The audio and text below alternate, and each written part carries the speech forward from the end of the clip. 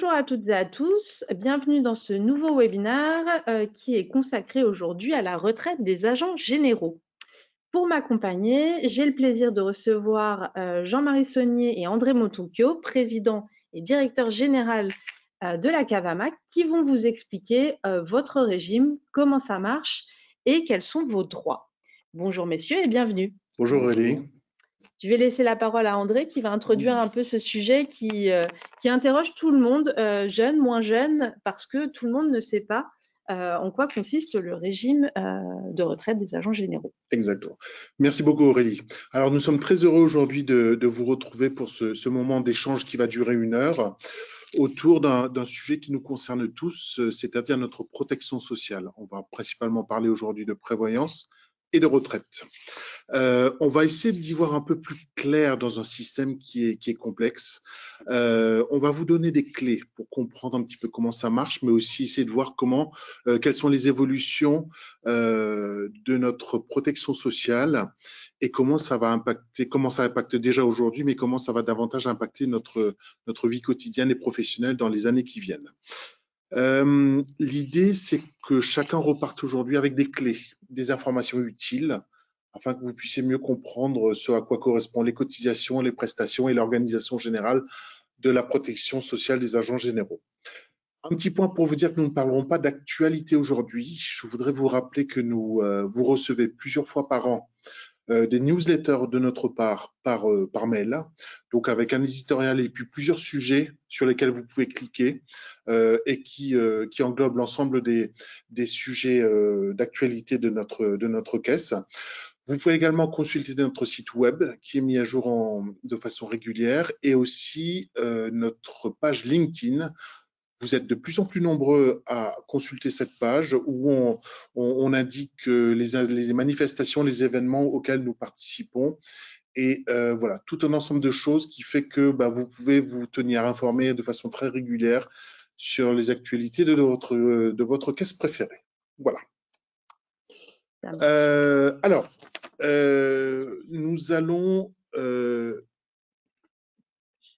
afficher l'ordre du jour, chers amis. On va commencer par vous expliquer en quoi consiste un régime de prévoyance et de retraite. Nous allons principalement vous parler de 3 régimes: le régime de base, le régime complémentaire et le régime invalidité-décès.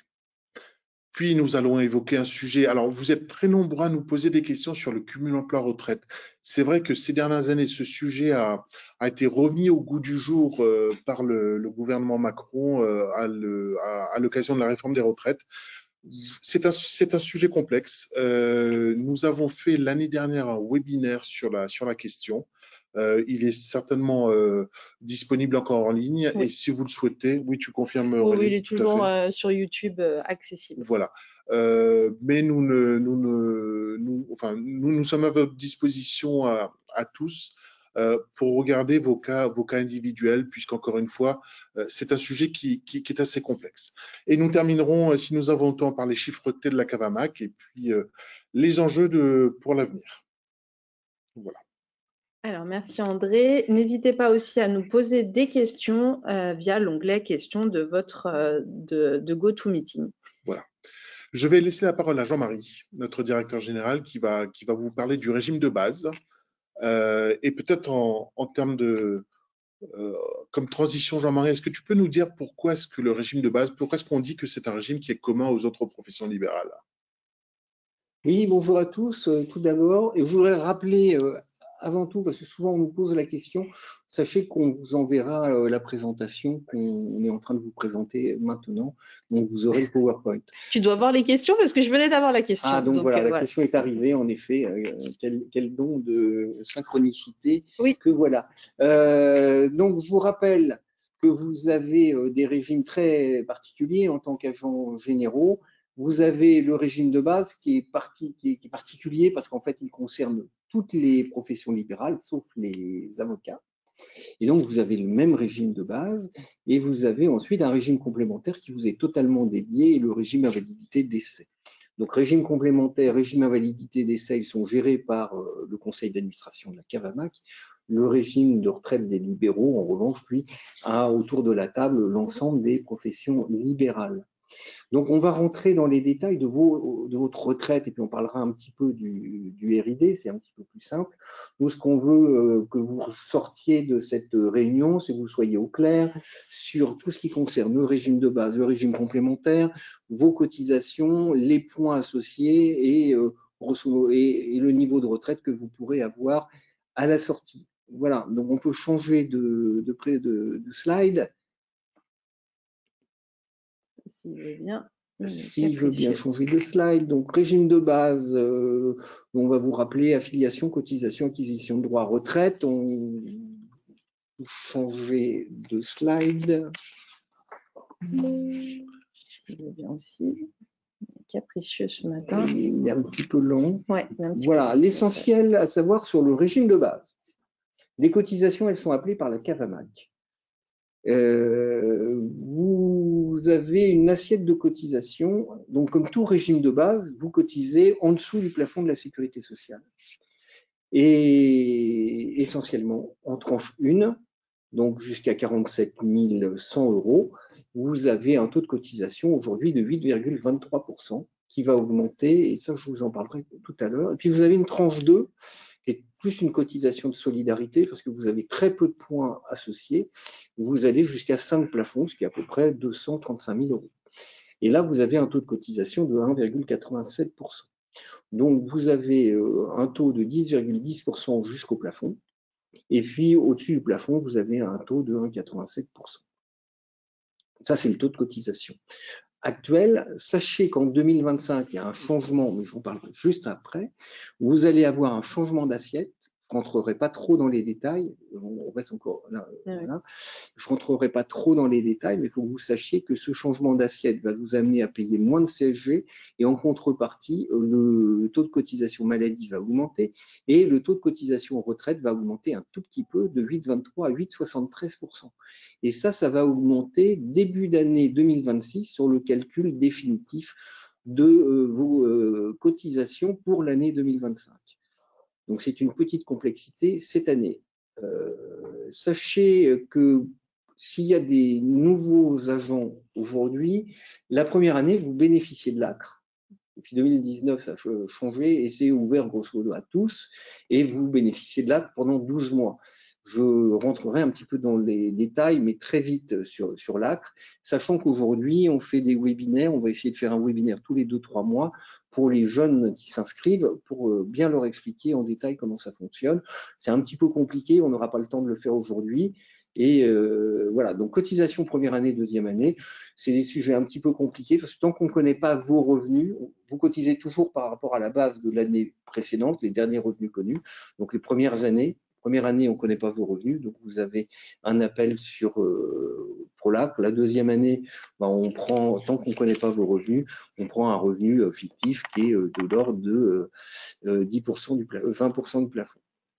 Voilà, donc là, on peut passer. J'ai une petite question. On me dit l'assiette correspond aux revenus non salariés. De quoi parle-t-on, s'il vous plaît? Est-ce la rémunération de gérance ou les BNC? Alors, les BNC, c'est pour ceux qui sont… Alors, ceux qui sont à l'IS, on va prendre ceux qui sont en EI ou en SARL. On a le revenu de gérance et puis on prend en compte depuis pas mal d'années maintenant une partie des dividendes, celle qui dépasse 10% du capital social. D'accord. Sinon, c'est les BNC. Maintenant, les nouveaux affiliés, c'est 50%, soit des EI, soit des SARL. Donc, souvent, ils sont à l'IS, revenu de gérance plus cette règle. Et les plus anciens, par contre, au niveau du stock de l'ensemble, on a encore 80% d'agents qui sont au BNC, à l'impôt sur le revenu. Assiette brute des cotisations, la réforme. Vous allez retrouver beaucoup de choses sur notre site internet. C'est simplement là pour vous avertir. C'est vrai, il y a un changement d'assiette pour l'ensemble de vos cotisations. Ça ne concerne pas que le régime de base, ça concerne essentiellement les URSSAF. Toutes vos cotisations sont concernées. La question, pour que vous ayez bien en tête la raison pour laquelle on change d'assiette, c'est que jusqu'alors, en tant qu'indépendant, vous aviez deux assiettes. Une assiette pour la CSG-CRDS qui avait la particularité de prendre en compte les cotisations que vous payez. Et donc, vous aviez la joie de payer des cotisations de la CSG sur les cotisations, vos cotisations sociales. Donc, l'UNAPL, pour ne pas la citer, est montée au créneau et il y a eu ce changement à la suite de la réforme sur les retraites. Donc, l'idée, c'est d'avoir une nouvelle assiette. Cette assiette, ça part de l'idée qu'il y a un revenu super brut, c'est une nouvelle notion, revenu super brut, qui est l'ensemble de vos commissions, votre chiffre d'affaires, moins l'ensemble de vos charges hors les cotisations sociales. Et ce revenu super brut, on lui enlève 26% dans la limite d'un maximum, et c'est ce qu'on appelle l'assiette super brute. Et c'est cette assiette qui va s'appliquer. Je ne rentrerai pas trop dans les détails, donc elle est calculée un petit peu différemment. Donc celui qui est au BNC, on prend son chiffre d'affaires, on lui enlève, on enlève l'ensemble des charges et hors les cotisations sociales et la CSG et la CRDS. Et dans ce cas-là, on a ce revenu super brut auquel on retire 26%, et ça ressemble à peu près au revenu que vous avez aujourd'hui. Et pour ceux qui ont un revenu de gérance plus des dividendes, là, on va prendre le revenu de gérance, on va prendre les dividendes au-dessus de 10% du capital social, mais on va retirer de tous les revenus, on va retirer les cotisations sociales. Et là, on implique 26%. Ça, c'est la slide suivante, j'ai débordé. Donc, ces éléments-là, vous allez les retrouver. Là, vous avez une petite présentation qui le fait. On n'a pas forcément le temps aujourd'hui de présenter les choses. Sachez que ça ne change pas forcément grand-chose, sachant que pour les revenus au-dessus de 5 plafonds à peu près, il y a des incidences quand même, parce que les 26% d'abattement sont limités à 1,3 passes, donc 60 000 euros. Donc celui qui est à 10 passes, admettons, qui est à 400 000 euros, on ne va pas lui retirer 26% de 400 000, mais on va lui retirer que 60 000 euros. Ce qui fait qu'il aura une assiette supérieure à son assiette actuelle, donc il paiera plus de cotisations sociales. On peut rappeler que ça concernera l'année 2025, mais seulement la déclaration de 2026. Donc cette année, quand nous allons déclarer nos chiffres 2024, nous n'aurons pas ces éléments à prendre en compte. C'est uniquement quand on connaîtra les revenus 2025 qu'on appliquera les nouvelles règles. Voilà. Donc c'est un peu corne-bidouille, ce truc-là, mais il faut que vous l'ayez en tête simplement. Mais ça, vos experts comptables seront au courant. Ouais. Donc on va changer de slide. Ah, oui. Moi, je réponds aux questions en même temps. Donc première année, vous avez été concerné. S'il y a quelques nouveaux agents, donc voilà, vous bénéficiez de l'ACRE. Je veux simplement rappeler, l'ACRE, c'est une exonération de cotisation sociale qui est valable pendant 12 mois. 12 mois, donc ça peut mordre sur 2 années civiles. Si vous avez un revenu réel inférieur à 75% du plafond, c'est-à-dire en dessous de 35 000 euros, la première année, vous allez payer 0. Entre 75 et 100%, vous avez un système qui permet de récupérer le taux normal qui est à 47 100 euros. Donc, vous allez commencer à cotiser. Ce qui se passe la première année, on ne connaît pas vos revenus. Donc, on considère que vous bénéficiez de l'ACRE, donc vous payez 0 € de cotisation. La première année, ça se passe bien. Donc, 0 € de cotisation, c'est plutôt pas mal. La deuxième année, jusqu'aux 6 premiers mois de l'année, c'est-à-dire jusqu'au mai-juin, jusqu'au moment où on va connaître vos vrais revenus, il ne se passe pas grand-chose non plus. Vous allez cotiser, soit vous bénéficiez de l'ACRE les premiers mois, vous cotisez 0, soit vous allez cotiser sur un revenu forfaitaire, vous allez payer quasiment rien, moins de 100 € par mois. La difficulté, c'est quand vous arrivez donc au mois de juin, on va connaître vos revenus et vous êtes par exemple à 50 000 euros. 50 000 euros, vous allez avoir à payer des cotisations, vous êtes au-dessus de l'ACRE, donc vous n'avez pas de bénéfice de l'ACRE.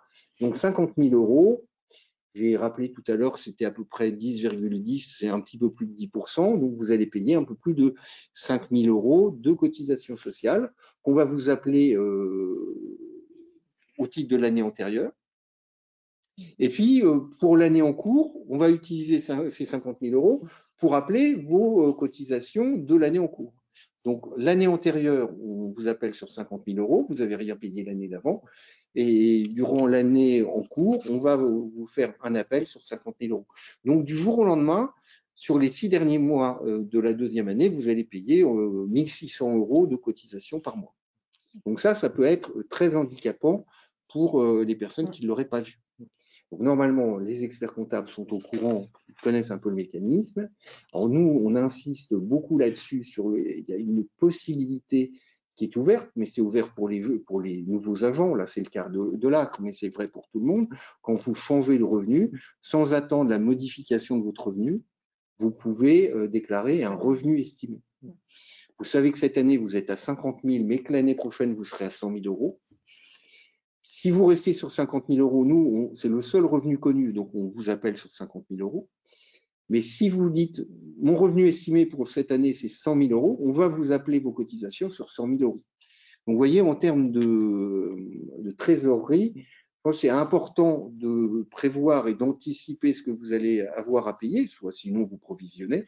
Mais l'idée, c'est de savoir que vous avez cette possibilité de donner votre revenu estimé. Et puis quand on aura le revenu réel qui nous sera donné par la DGFiP, par les impôts maintenant, on changera et on régularisera si nécessaire.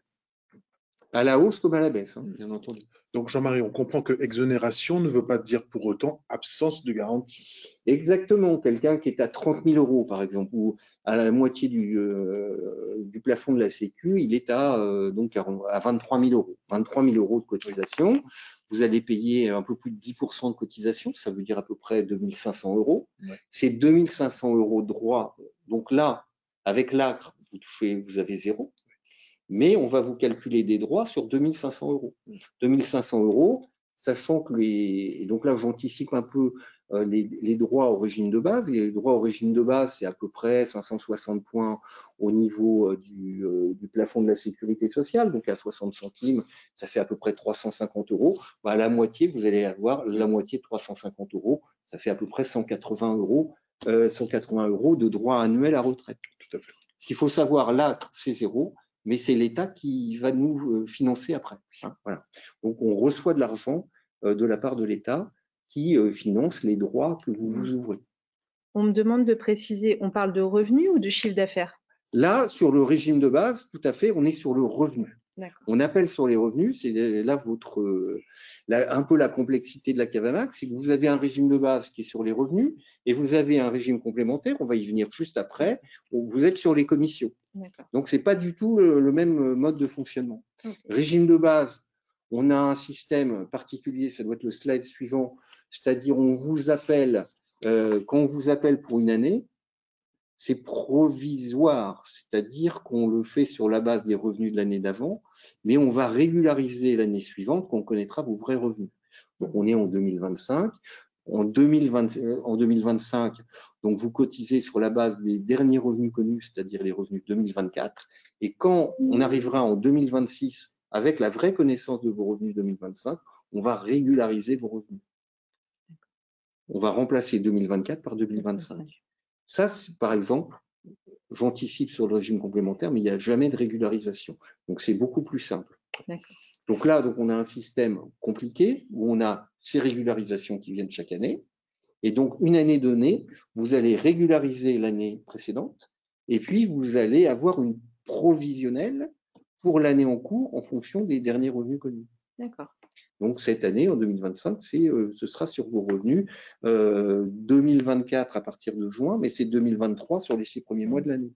Finalement, ça ressemble, Jean-Marie, au système fiscal français du prélèvement à la source, puisque nous régularisons l'année suivante, mais nous payons des acomptes en cours d'année. Exactement. Voilà.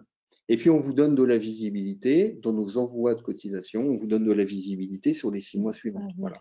Donc, au mois de juin, ce qui est important, c'est ce qui se passe au mois de juin et qui recalcule tous vos droits à partir de juillet.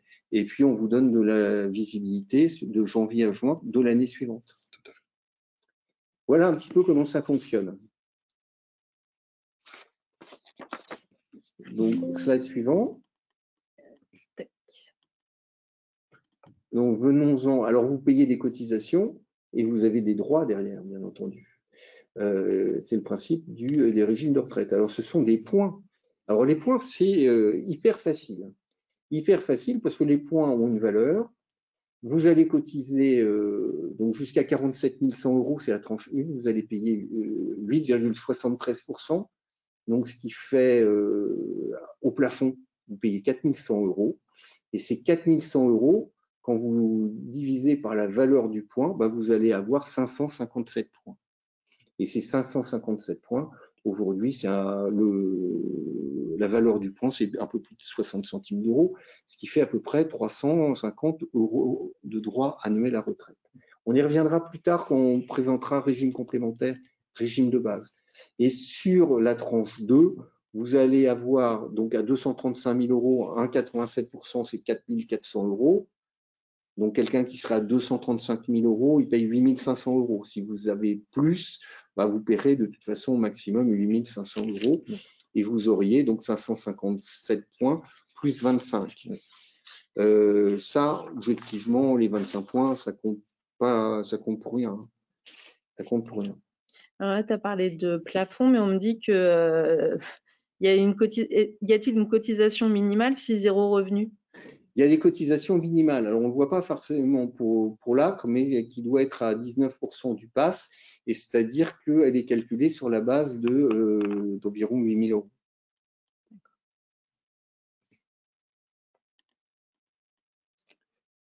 Donc, vous allez avoir à peu près, au-dessus du plafond de la Sécu, vous allez avoir à peu près 350 € de droit annuel. Si vous êtes à un demi-plafond, vous êtes à 180. C'est assez facile, c'est proportionnel. Donc, si vous êtes à 25%, vous allez avoir 25% 350. Tout est proportionnel. Il n'y a pas de redistributivité comme dans le régime général, par exemple, des salariés. Il n'y a pas de redistribution. Et donc, vous allez avoir à peu près 350 €. Donc, vous voyez, c'est beaucoup moins que le régime de base des salariés, mais vous cotisez grosso modo 2 fois moins. Donc, c'est assez logique, c'est-à-dire qu'en 40 ans, vous allez avoir à peu près un peu plus de 12 000 € de droit annuel à retraite. Quand est-ce que vous pouvez prendre votre retraite? Là, alors c'est une présentation qu'on a fait pour les jeunes, donc on a considéré que tout le monde était né après 1968, ce qui ne doit pas être le cas aujourd'hui. Donc, l'âge légal de départ, c'est de 62 à 64 ans. Donc, après 68, c'est 64 ans aujourd'hui. C'est l'âge légal de départ. Vous ne pouvez pas partir avant, sauf avec la possibilité d'une carrière longue. Une carrière longue, j'y reviendrai après. Et puis, à 67 ans, vous avez le taux plein de toute façon. Et entre 64 ans, enfin entre 62 et 67 ans, on va vous mettre des décotes. Et il y a 2 systèmes de décotes. Il y a le système de décote de votre âge par rapport à 67 ans. Donc, quelqu'un qui est à 66 ans, on lui enlève 5% parce qu'il lui manque 4 trimestres. Mais si vous avez, alors en 1968, il faut 172 trimestres. 172 trimestres, si vous êtes né en 65, vous pouvez partir à 63 ans et demi, ça doit être 168 trimestres, sauf erreur. Donc, si vous êtes à 160 trimestres, il vous manque 8 trimestres. 8 trimestres. Donc, si vous êtes à 66 ans, il vous manque 4 trimestres, donc on va préférer le calcul le plus favorable pour vous, qui va être de dire c'est l'âge qui compte, 66 ans, 4 trimestres, on vous enlève 5%. Si en revanche vous êtes à 4 ans, vous avez 63 ans, il vous manque 4 ans, oui c'est ça, 4 ans, donc on va vous faire une décote de 20%, alors que si vous manque du 10 trimestres par rapport à vos trimestres travaillés, on va privilégier l'autre calcul. C'est l'exemple, le petit exemple qui apparaît. Vous avez toujours la possibilité de partir pour carrière longue. J'insiste sur le fait, on n'a pas forcément le temps d'en parler aujourd'hui, mais pour partir en carrière longue, les trimestres pris en compte ne sont pas les mêmes que les trimestres pris en compte dans le sens commun, qui est le calcul du trou de plein relativement à 67 ans. Parce qu'on va prendre en compte les trimestres cotisés. Dans un trimestre cotisé, si vous avez eu des périodes de chômage, de maladie longues sur votre période, on va en prendre 4 au maximum pour le chômage, 4 au maximum pour la maladie. Donc, si vous avez eu 2 ans de chômage, il n'y a que 4 trimestres, 1 an qui seront pris en compte pour le calcul de votre période de carrière longue. Donc, même si vous avez commencé avant 18 ans ou avant 20 ans ou 21 ans, qui vous donne la possibilité de partir un petit peu plus tôt par rapport à l'âge légal, vous allez être coincé. Bon, il y a beaucoup de personnes qui s'en aperçoivent extrêmement tardivement. Et j'ai commencé plus tôt, j'ai mes 4-5 trimestres avant 20 ans, donc j'ai ma carrière longue. Ben non, vous n'avez pas votre carrière longue parce qu'après, vous avez eu 2 ans de chômage, vous avez eu une coupure, etc. Et ça va vous bloquer. On me demande la valeur du point actuellement. La valeur du point du régime de base, il est à. Alors, je ne l'ai pas sous les yeux, je vais vous la donner.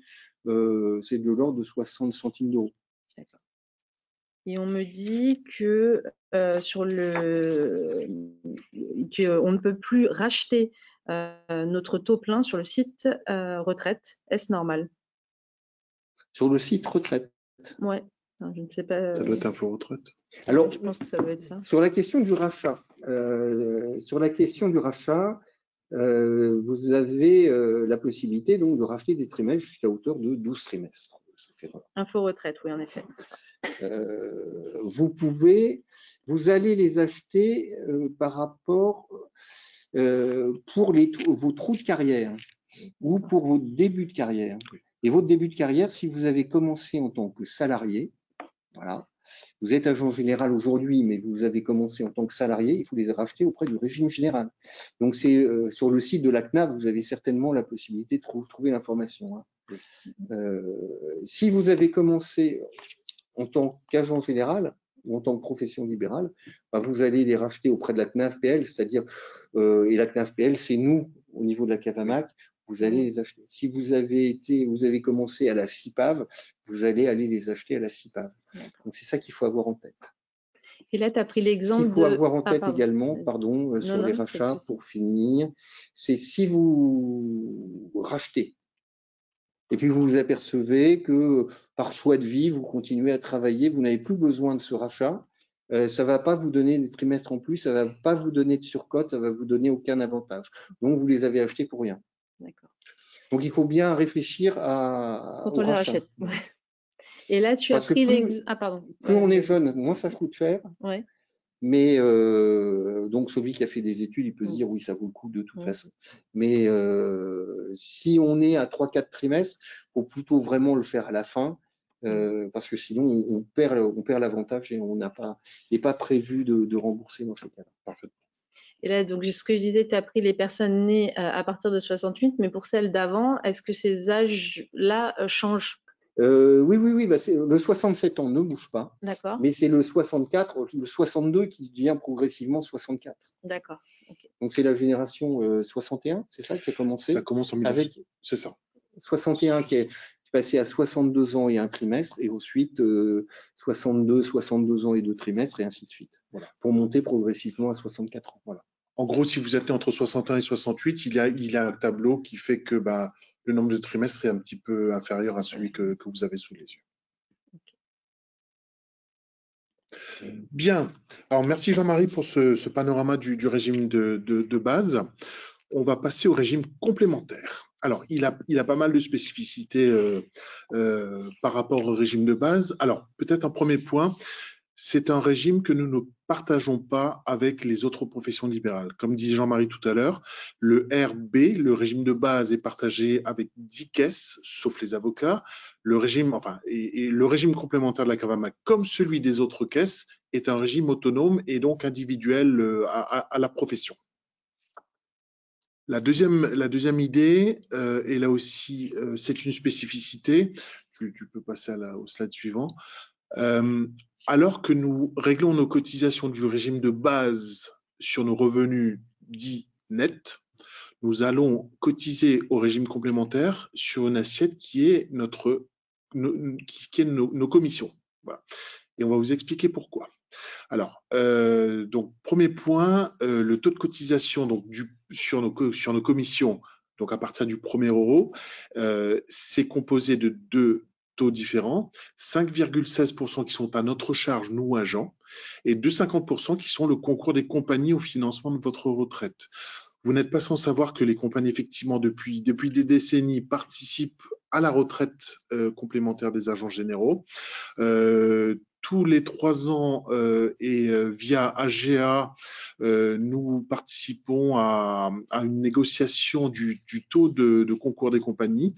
Il a été plus important dans le passé et il est aujourd'hui fixé à 2,50%. Alors, c'est un point qui est assez important, chers amis, puisque on nous dit de temps en temps, oui, mais pourquoi est-ce que le régime complémentaire n'aurait pas une assiette de cotisation sur les revenus comme le régime de base?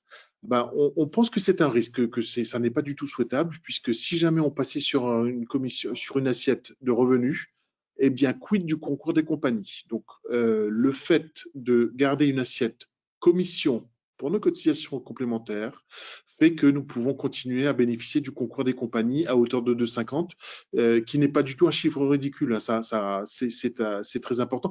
Grosso modo, les compagnies cotisent à hauteur de 30% à peu près de nos cotisations sur le régime complémentaire. Voilà. Alors, Jean-Marie le disait aussi, pas de régularisation possible. Eh bien, c'est normal puisque les compagnies versent à la Cavamac 2 fois par an les cotisations et nous voyons ces cotisations sur nos bordereaux de commission. Alors, selon les compagnies, il peut y avoir 1 ou 2 lignes. Je sais que dans mon réserve, moi, c'est une ligne qui s'appelle cotisation Cavamac Praga. C'est prélevé 1 fois par mois ou 1 fois par trimestre, je ne sais plus. En tout cas,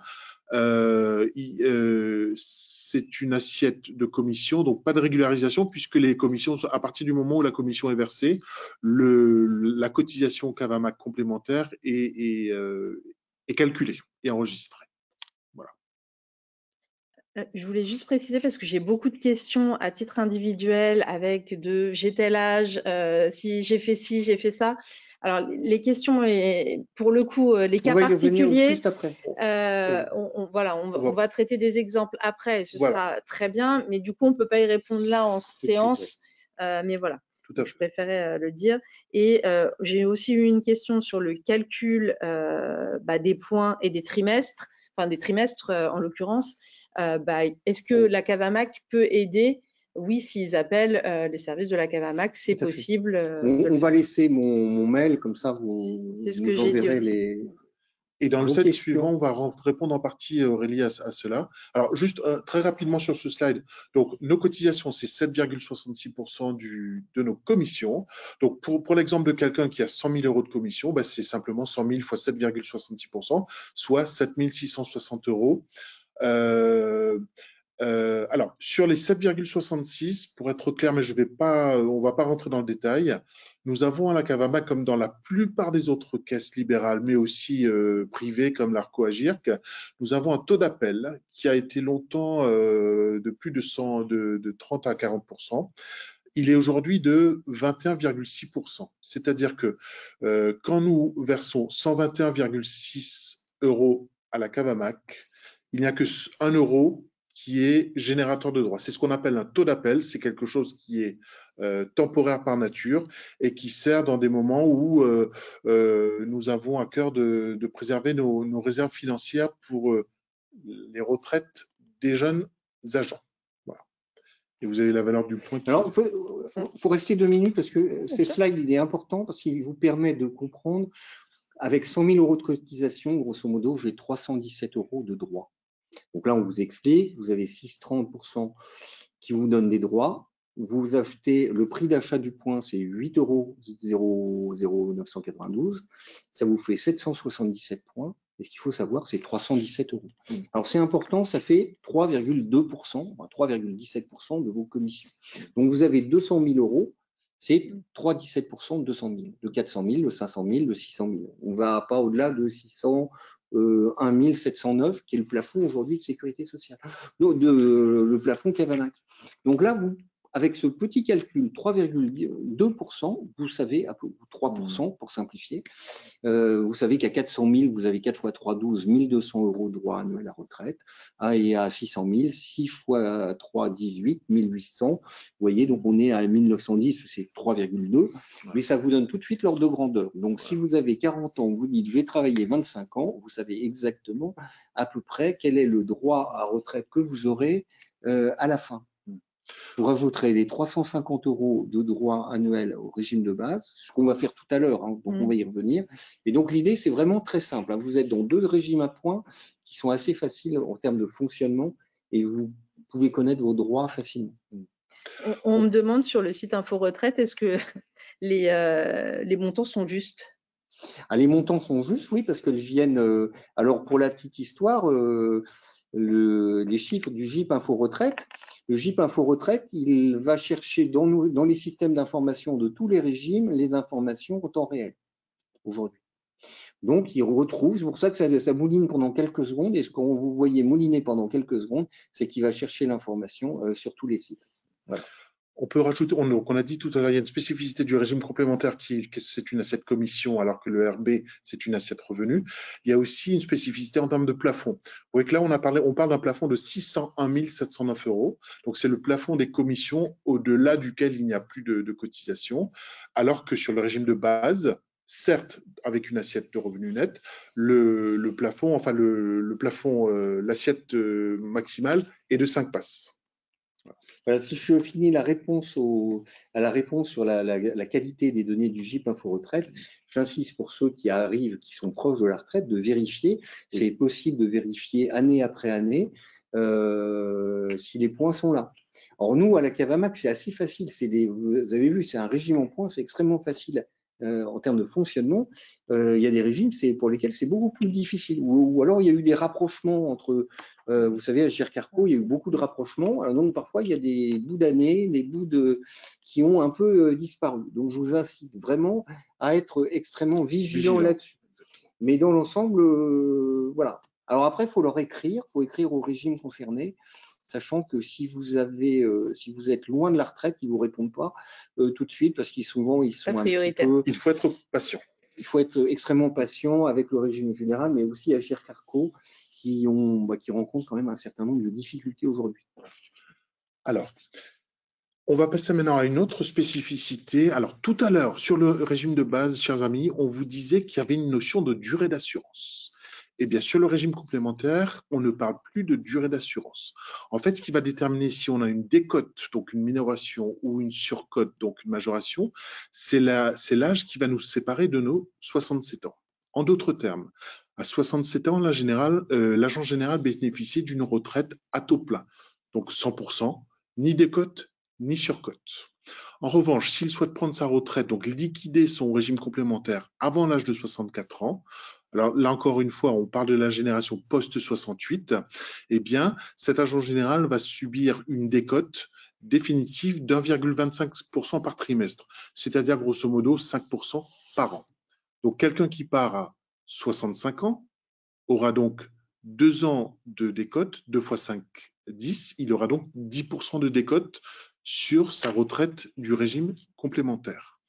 À l'inverse, si cet agent général souhaite continuer au-delà de ses 67 ans, eh ben, la minoration avant 67 ans de 5% est remplacée par une majoration de 5% au-delà de 67 ans. Qui s'arrête à 72 ans d'ailleurs. Effectivement, qui s'arrête à 72 ans. Donc, il y a à peu près 5 années, ce qu'on peut dire, Jean-Marie, Non, mais il y a des agents qui travaillent jusqu'à 80 ans, il n'y en a pas beaucoup. Non. J'en ai quelques-uns en tête. Et en effet, vous pouvez des amoureux du métier. Exactement. Voilà. Alors, point important, il y a 1 an et demi, nous avons revu nos statuts, chers amis, et pour ceux qui sont carrière longue, eh bien, nous avons plafonné la minoration des gens qui partent à 62 ou 63 ans. Un exemple, quelqu'un est carrière longue, il veut partir à 62 ans, au lieu d'avoir une décote de 5 x 4, 20%, pardon, 5 x 5, 25%, 5 années avec 5% par année, nous avons plafonné cette minoration à 15%. D'accord? Donc ça, c'est quelque chose qui est en place depuis à peu près un an et demi et qui est en vigueur aujourd'hui. Donc, à retenir, donc, le régime complémentaire, pas de durée d'assurance. En revanche, la notion d'âge, c'est celle qui est la plus importante. On me demande si le système Info Retraite prend en compte ces décotes si retraite avant 67 ans. Oui, oui, oui. Et ils sont à jour. Ils ont mis un petit peu de temps à se mettre à jour, mais aujourd'hui, ils sont à jour. Donc, en effet, c'est pris en compte au niveau du GIP Info Retraite. C'est pour ça que vous avez des écarts au GIP Info Retraite. Ils vont vous donner la retraite que vous pouvez avoir à 64, 65, 66, 67 ans. Vous voyez des bons. Alors, vous voyez des bons parce que, vous continuez à travailler un an de plus. Donc, vous continuez à acquérir des droits. Et puis, surtout, vous n'avez plus la décote de 5% sur les droits que vous aviez déjà. Donc, c'est pour ça que souvent, un an de plus, ça représente quand même des avantages assez importants. Tant qu'on n'a pas le taux plein. Après, quand on a le taux plein, c'est moins vrai. Mais tant qu'on n'a pas le taux plein, vous avez toujours un intérêt financier à continuer à travailler. Alors, on vous propose donc juste, ce sont trois exemples. On va passer, Aurélie, s'il te plaît. Juste trois exemples d'agents. Profil 1, 2, 3. Le premier a des revenus de 50 000 et des commissions de 150 000. Jusqu'au profil 3 où il y a un rapport de 1 à 3 entre le revenu et les commissions. Mais c'est quelqu'un qui a 500 000 euros de commission. Alors, ce dont on se rend compte, c'est qu'au niveau de l'acquisition des points, regardez, c'est la ligne qui est juste en dessous de droit Cavamac. Et au niveau du RBL, les droits acquis vont de 368 à 376. Grosso modo, il n'y a quasiment pas de différence. Ça, c'est simplement lié au fait qu'il y a des questions d'assiette de cotisation. En revanche, sur le RCO, vous voyez qu'on passe pour le premier profil de 476 euros à 1588 euros pour le profil numéro 3. Là encore, ça vient du fait que le RCO, les droits acquis sont beaucoup plus discriminants dès lors que le niveau de commissionnement baisse ou augmente. Voilà. Donc, c'était juste des exemples pour… Ça donne des ordres de grandeur, mais voilà. Ce qu'il faut avoir en tête, c'est aujourd'hui, avec les nouveaux taux de cotisation donc, qui seront calculés à partir de 2026, qu'on disait tout à l'heure. Oui. Les nouveaux points, les 557 points, avant c'était 525 points. Vous avez à peu près 370 euros et ça ne change pas grand-chose. Tous les droits se font au niveau du plafond de la sécurité sociale, quelques-uns au-delà, mais très peu. Et puis ensuite, vous appliquez la règle des 3,2% de vos commissions. On me demandait, ce nouveau système-là de 2026, il est moins avantageux ou plus avantageux? Vous payez un petit peu plus et vous avez un petit peu plus de droits. Voilà. Ok. Alors, nous avons terminé sur le régime complémentaire. Je vais laisser la parole à Jean-Marie sur un sujet dont on vous a parlé qui est très actuel. C'est le cumul emploi-retraite. Aujourd'hui, peu d'agents utilisent ce système, mais nous pensons qu'il va être appelé à se développer pour une raison assez simple, c'est que la croissance des effectifs de la profession est plutôt portée par les réseaux vie. Et les réseaux vie sont des réseaux où le taux de commissionnement et de revenus est plus faible que celui des réseaux dits toutes branches. Donc, nous pensons que plus la croissance se fait par ces réseaux vie, plus le cumul emploi-retraite deviendra peut-être pas nécessaire, mais important pour la profession. Je te laisse la parole, Jean-Marie. Oui, alors le cumul emploi-retraite, on en a parlé beaucoup dans le cadre de la réforme de 2023, réforme des retraites. Pourquoi? Parce qu'en fait, on a dit, à partir de maintenant, ceux qui cumulent emploi et retraite, sous certaines conditions, ils peuvent continuer à s'ouvrir des droits, ce qui n'était pas le cas avant. Ouais, exactement.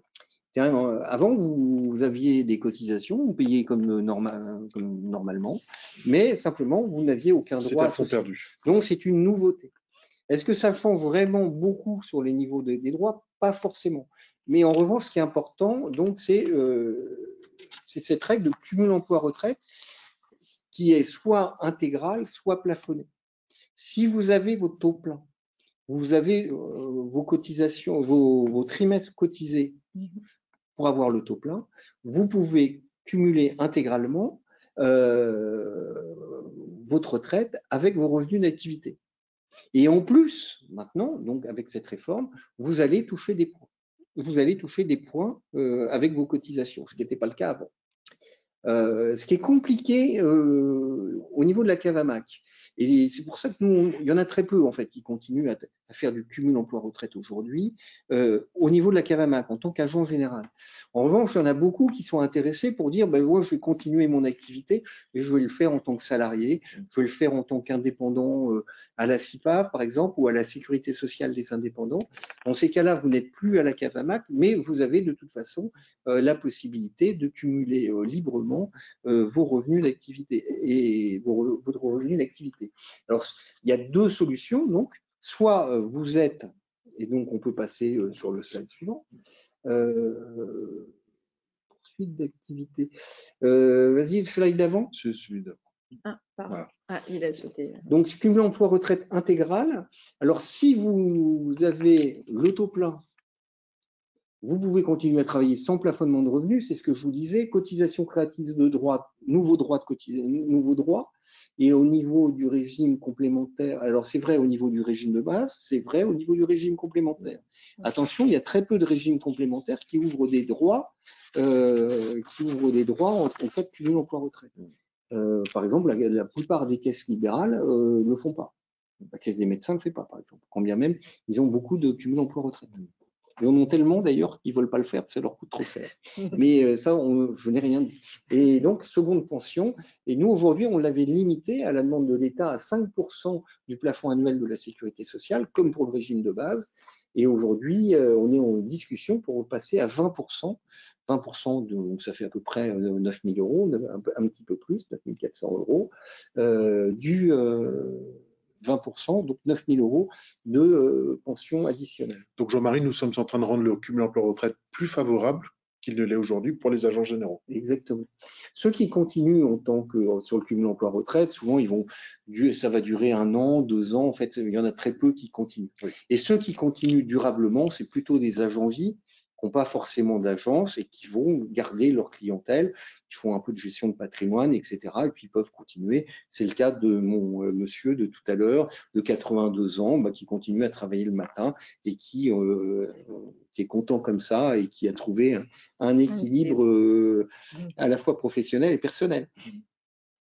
Donc, si on passe au slide suivant, ce qui est important, qui dit cumul emploi-retraite intégral, dit on ouvre tous ses droits à retraite. Donc ça, c'est important, on ouvre tous ses droits à retraite. Donc si vous avez été salarié, etc., vous ouvrez tous vos retraites à taux plein. Alors vous avez une particularité, c'est que le régime complémentaire, le taux plein, il est à 67 ans, et à 64 ans, vous pouvez avoir votre taux plein. Alors ce qui se passe, c'est que donc vous avez 64 ans, vous avez votre taux plein, donc vous allez pouvoir vous mettre en cumul emploi-retraite. Alors, soit vous restez agent général, soit vous faites autre chose. Alors, si vous restez, alors c'est là où il y a deux possibilités. Si vous restez en tant qu'agent général, il faut que vous gardiez, vous n'allez pas ouvrir vos droits au régime complémentaire. Si vous ouvrez vos droits au régime complémentaire, le régime complémentaire, vous ne l'avez pas à taux plein, donc vous ne pourrez pas avoir de seconde pension. Donc, vous allez cotiser à fonds perdu. Donc, c'est totalement idiot, c'est juridique. Je ne dis pas que le droit est idiot, mais parfois, il est un petit peu complexe. Donc, si vous êtes agent général, vous continuez à vous ouvrir des droits au niveau du régime complémentaire. Donc, il faut le garder ouvert jusqu'à 67 ans. Mais si à 67 ans, vous voulez continuer à travailler, là, il faut absolument demander ces droits à la retraite pour le régime complémentaire. Oui. Parce que si vous ne le faites pas, si à 68 ans, vous ne l'avez pas fait, on va vous dire oui, mais vous ne pouvez pas bénéficier du bénéfice du système de cumul emploi-retraite intégral puisque vous n'avez pas fait valoir toutes vos retraites à taux plein. Donc voilà, c'est un peu cornebidouille, c'est pour ça qu'on a une présentation globale pour le cumul emploi-retraite qui est vraiment fondée là-dessus avec des exemples, etc. Donc, ça existe, le webinaire de l'année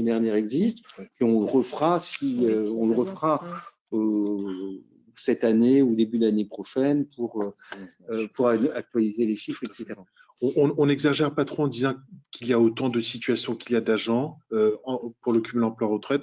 Donc, on vous conseille vraiment de prendre conseil auprès de nous et auprès des autres caisses avant de prendre une décision, parce que certaines décisions que vous pourriez prendre peut-être à la va-vite sont parfois irrécupérables. Donc, réfléchissez bien, prenez conseil auprès de nous et des autres caisses avant de vous lancer dans le cumul emploi-retraite. On est là pour vous et pour vous conseiller.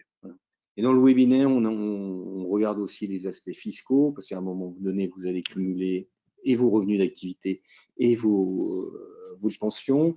Si vous avez un niveau de revenu élevé, vous allez vous retrouver avec des taux marginaux au-delà de 40%. Donc, est-ce que ça vaut le coup? Enfin, tout ça est à regarder et il ne faut pas se précipiter sur le cumul emploi-retraite, c'est un peu complexe. Et de toute façon, on me demande comment vous contacter. Vous aurez toutes les coordonnées à l'issue. Cet après-midi, je fais un petit mail avec le rappel des coordonnées de tout le monde. Voilà, ça c'était pour vous montrer l'intérêt du cumul emploi-retraite, mais on n'a pas le temps là d'aller au-delà.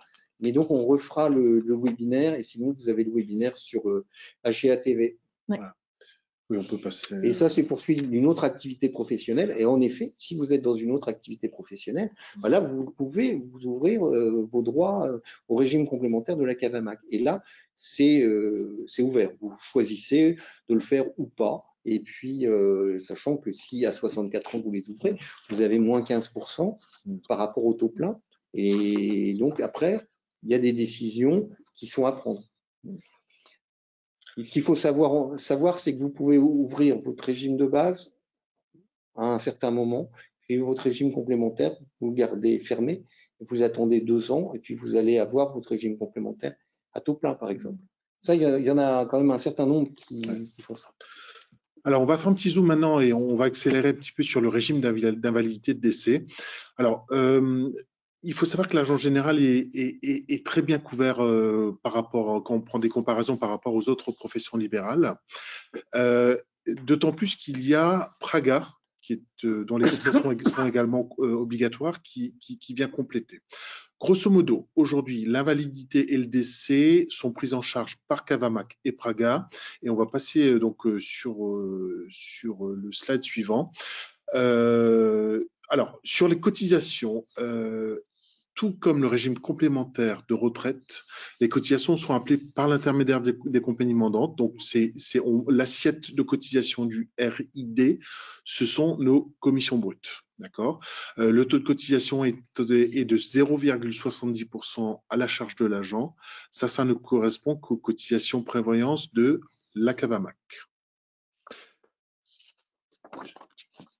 Le système de l'ACRE est assez similaire à ce qu'on vous a expliqué tout à l'heure, donc on va peut-être passer très vite pour passer aux prestations. Alors, on peut avancer, Aurélie. Alors, j'ouvre une parenthèse. L'incapacité, ce que nous appelons les arrêts de travail, n'est pas prise en charge par la CAVAMAC. En revanche, vous le savez, nous bénéficions, toutes les professions libérales, sauf les avocats, de ce qu'on appelle les IJ, les indemnités journalières de la CNAVPL. C'est un 720e de notre BNC. Grosso modo, c'est 50% de notre BNC plafonné à 3 passes. Donc là, on n'en parle pas. Sachez que c'est un système qui existe aujourd'hui et que c'est géré par la CNAVPL, qui est notre régime de base finalement. Plus proche de nous, le RID CAVAMAC, c'est tout d'abord une rente qui est égale à 25% des commissions de l'année précédente. Là, on se distingue beaucoup des autres régimes invalidité décès du marché des professions libérales, puisque la plupart des rentes d'invalidité sont basées sur une assiette, sur un revenu net, un BNC, alors que pour nous, c'est 25% des commissions et pas de notre revenu net. L'invalidité, donc il y a une rente qui est prévue pour tout ce qui est invalidité supérieure ou égale à 66%. Et en ce qui concerne l'invalidité dite partielle, entre 33 et 66%, elle existe aussi sous condition que l'agent général cesse son activité professionnelle. J'ouvre une parenthèse pour vous dire que nous sommes en train de travailler sur ce sujet. Nous souhaitons que dans les années qui viennent, l'invalidité partielle soit acquise, octroyée aux agents généraux qui continuent à travailler de façon réduite.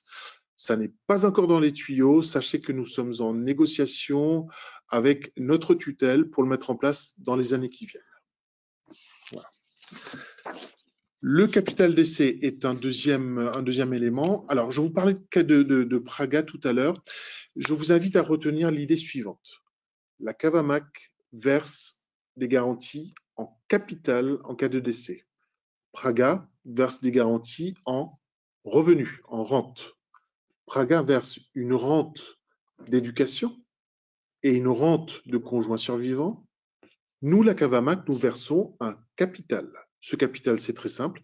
Il est basé sur les commissions brutes de l'année précédente fois 25%. Voilà. Et il y a, comme souvent, un doublement du capital en cas de décès accidentel. C'est 50% s'il y a conjoint ou partenaire pacsé. Donc là-bas, c'est 25%, mais c'est vraiment, voilà. Grosso modo, c'est 50%. Voilà. C'est très rare. Très rare d'être à 25%. C'est ça. La plupart du temps, on est à 50, effectivement. Et les 50% deviennent 100%, comme tu disais, en cas d'accident. Voilà. Mais ce qui est aussi, ce qui arrive une fois tous les 3 ans. Voilà. Il y a une vingtaine de décès par an. Voilà. Alors, si on cumule CNAVPL pour l'incapacité, Cavamac pour l'invalidité et Cavamac et Praga pour le décès, on peut dire qu'aujourd'hui, alors on est plus ou moins, l'agent général est plus ou moins bien couvert en France. Bien entendu, chacun d'entre nous est libre de s'assurer par ailleurs. Les compagnies nous proposent parfois des contrats de prévoyance obligatoires ou facultatifs, mais notre régime de base nous couvre plus ou moins bien quand on se compare aux autres professions libérales. Voilà.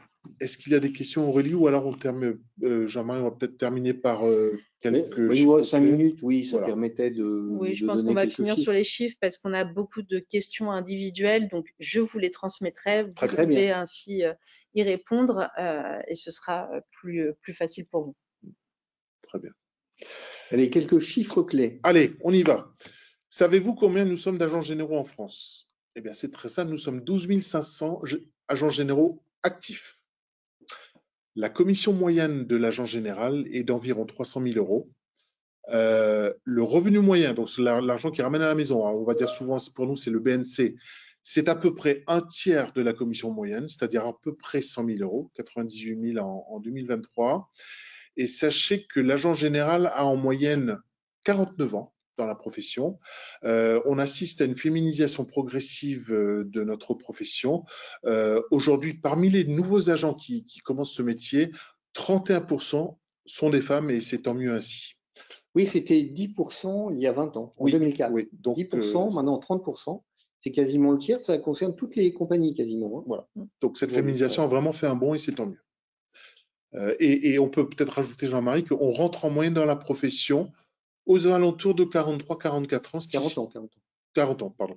Ce qui signifie que l'agent général, c'est souvent une deuxième carrière pour des gens qui, comme nous tous, avons souvent commencé comme salariés.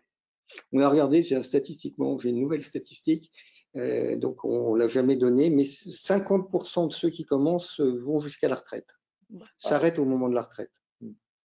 C'est plutôt positif par rapport à d'autres métiers. Alors, chez AXA et Allianz, c'est à peu près 50%, mais ça tire la moyenne parce que c'est vraiment les très gros. Là, c'est un petit peu plus. Generali, par exemple, c'est un petit peu plus. On monte à 60%. Et donc, on peut faire des statistiques qui sont assez rigolotes. AXA ADP, il y en a peu qui arrivent à la retraite. Alors, on vous a parlé de 12 500 agents actifs. Il faut savoir que nous avons environ 19 000 retraités qui sont donc ce qu'on appelle nous des retraités de droit direct et un peu plus de 9 000 bénéficiaires de réversion. Alors, compte tenu de la féminisation qui progresse, ce sont plutôt des femmes, mais évidemment, la part des hommes augmente également.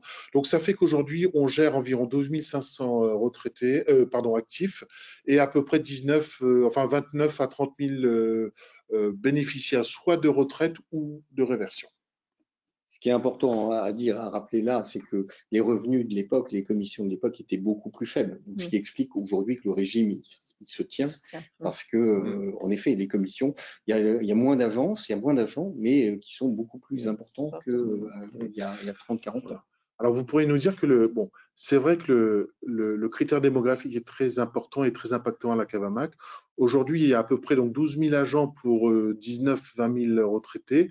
Ça fait qu'aujourd'hui, nous avons à peu près 0,6 actifs pour un retraité. C'est très faible, hein. Il faut savoir que dans la population des salariés, il y a plutôt 1,5 actifs pour un retraité. Donc, ça explique pourquoi, chers amis, on a accumulé tous, au fil des décennies, des réserves pour nous permettre de verser les retraites le plus longtemps possible. Aujourd'hui, nous essayons de maintenir une durée des réserves d'environ 40 ans. On est à peu près sûr aujourd'hui que nous pouvons continuer à verser des retraites aux agents généraux dans les 40 ans qui viennent. Et évidemment, ces 40 ans, on va faire en sorte que ces 40 ans soient glissants, c'est-à-dire qu'on ne diminue pas, on ne descende pas sous ce chiffre de 40 ans.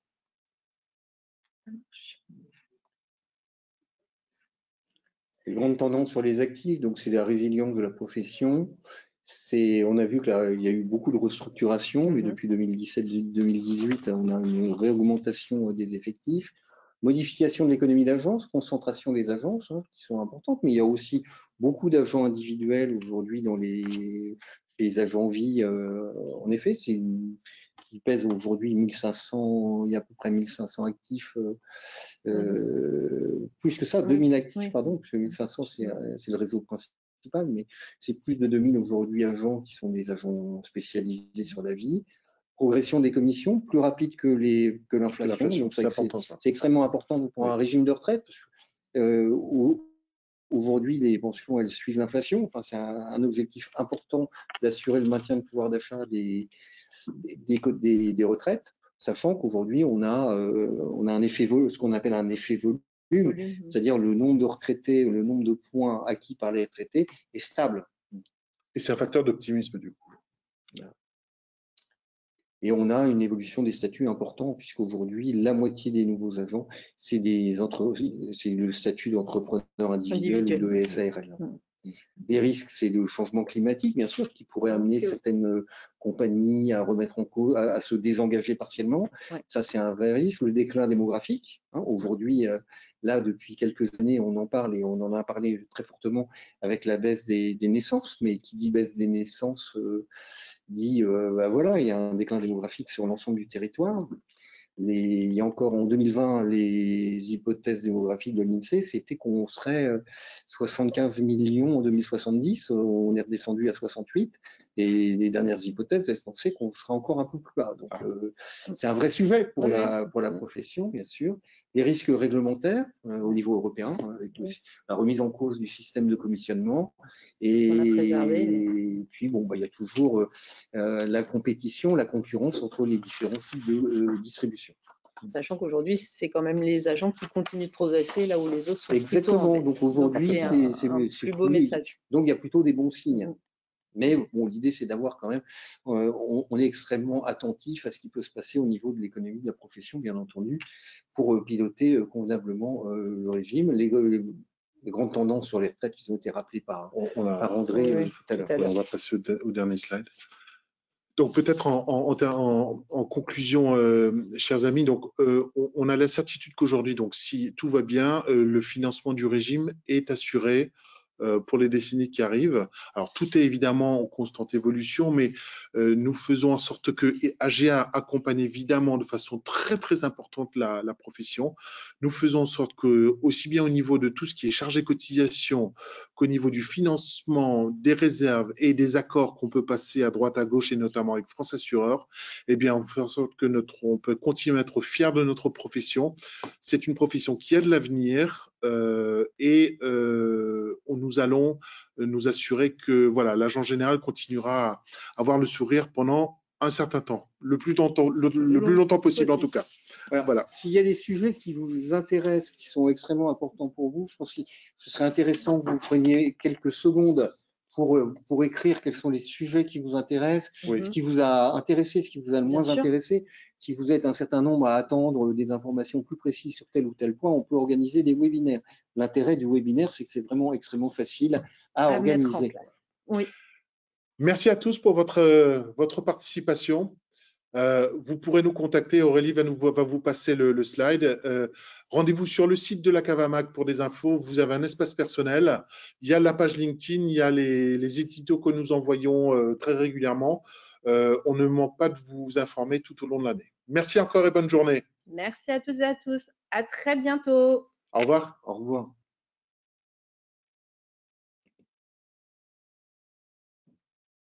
Voilà.